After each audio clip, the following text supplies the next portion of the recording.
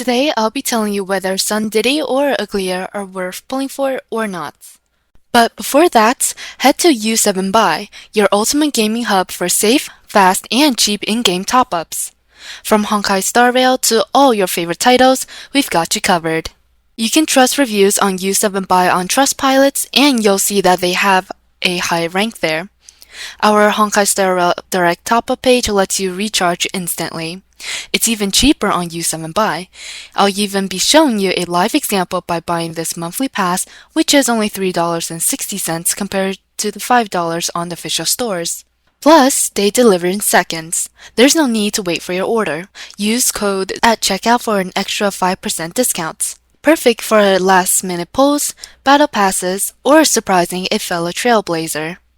If you spend $80 per month on U7Buy, you will get a HSR Express Supply Pass that costs only 1 cent. It is nearly free.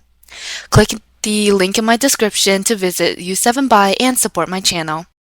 Anyways, for Sundog, it seems that he has been kicked out of every team at this point, having weak amps outside of summons and not being needed for remembrance. Lowkirk still feels more versatile than Yaoguan. I don't think it's worth it to pull him in any scenario, even though HSR needs you to build 3 whole teams. You can probably find better options for each team unless you run Aglaea with Siren taken by Mono Rem. For people who pulled E0S0 early on, they definitely still profited quite a lot. Don't regret it if you already have him from previous banners, but pulling him in this economy is a waste. He kinda got power crept by RMC, Sparkle, and Siren, but you can still hope for a Nova Flare sooner or later considering he's on the Astral Express. This character has quite a high narrative relevance, so the comeback will be legendary. People seem to forget that possibility is always a thing as long as a character is on the Express. Same thing happened to Black Swan too. Until the buff happens, instead of pulling for him, you should go for his Light Cone, which is actually BIS for Sparkle and kinda versatile. Some would say Sparkle LC is better than Sunday's due to it being able to buff Elation, but Sunday LC coupled with Sparkle's low energy Rec is actually a match made in heaven. You would be able to spam her ult way more often than with Sparkle's LC. Amp isn't everything in this game. That's why DDD is so broken. I've even seen Sunday's LC used for Tingyun. The only one it isn't all that on is himself, surprisingly enough. But since he isn't even a priority, looking at other options to equip that Light Cone is actually the way to go instead. Anything can happen in HSR after all. As for Aglaea, if you don't have her, then pull E0S0 right now. She will forever be worth it by being top 3 in the game in terms of looks and one of the hottest lady model, no bias.